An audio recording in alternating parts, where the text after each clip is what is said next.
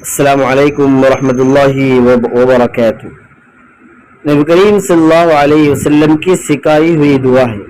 ناظرین، یہ بہت اہم دعا ہے، اسے ہم ہر نماز کے بعد مانگنے کی فکر کریں، کوشش کریں۔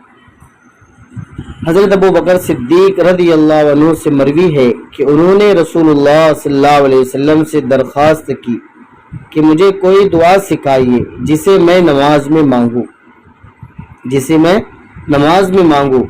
آپ صلی اللہ علیہ وسلم نے فرمایا، یوں مانگا کرو، یہ دعا بتلائی ہے: اللہم انی ظلمت نفسی ظلما کثیرا ولا یغفر الذنوب الا انت فاغفر لی مغفرۃ من عندک وارحمنی انک انت الغفور الرحیم۔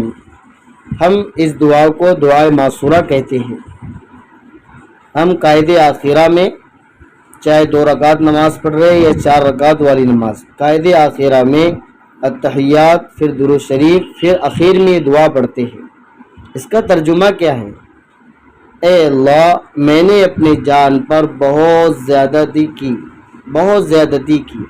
آپ کے علاوہ کوئی بخشنے والا ہے ہی نہیں۔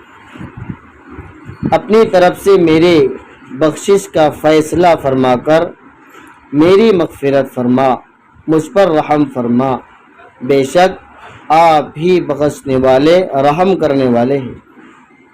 یہ دعا صحیح بخاری باب الدعا قبل السلام صحیح بخاری کے اندر ہے۔ اس لیے ناظرین، ہم نماز میں اس دعا کا اہتمام کریں۔ آپ چینل پر نئے ہیں، چینل کو ضرور سبسکرائب کریں، لائک اور شیئر ضرور کریں۔ جزاک اللہ۔